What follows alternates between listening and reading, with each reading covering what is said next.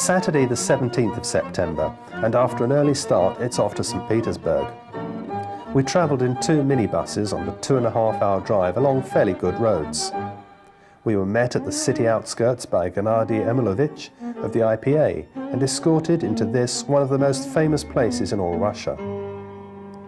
All of us noticed the difference. St. Petersburg is rapidly catching up with the West. There are many people milling about, advertising hoardings and a sense of bustle. We were taken to a back door of the Hermitage Museum, which is next to the river Neva. Looking across the river, we could see the Peter and Paul fortress.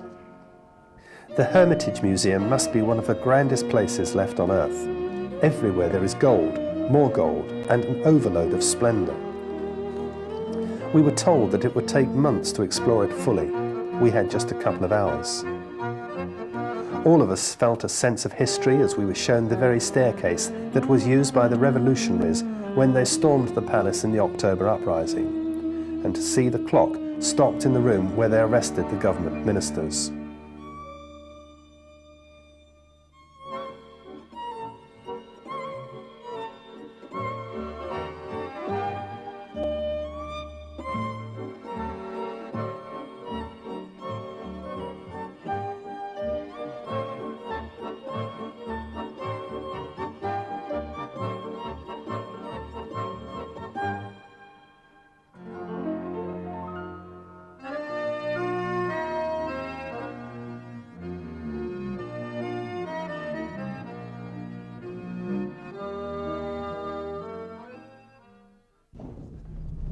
After such splendour, we were driven to a police station where we met Mikhail Kazatkin, who is the president of the St. Petersburg IPA.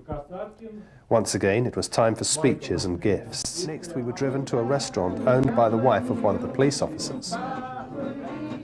Here, over a very basic meal of pot noodles and frankfurters, we were serenaded by a large detective and his uniformed wife.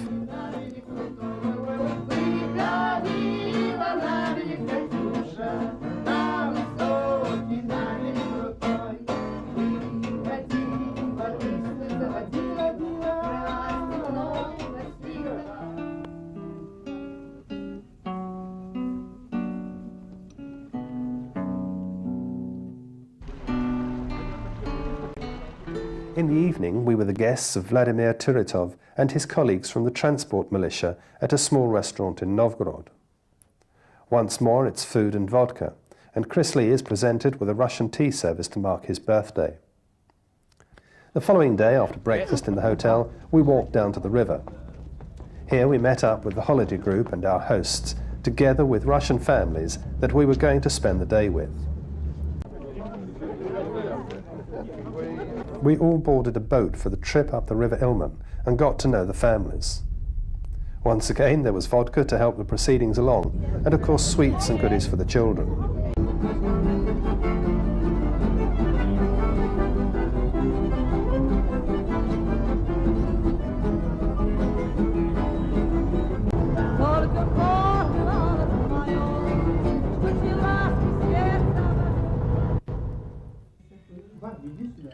When the boat arrived back in Novgorod, we all split up and went with our various families to spend the rest of the day.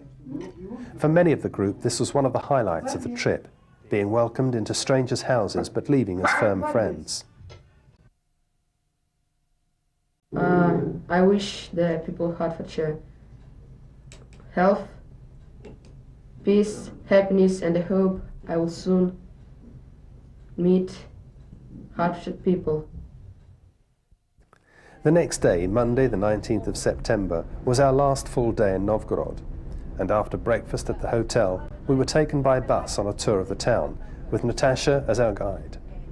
On the right airport, very short landing line, that's why, very small aircraft, but... We went to an open-air museum consisting of old wooden buildings which had been transported from their original locations to this site. These were the types of buildings that the peasants used to live in, with the family upstairs and the animals down below.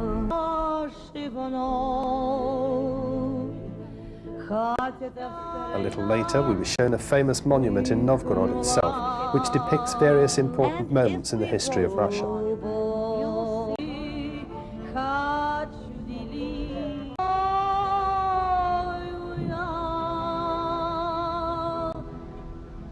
Warszawa.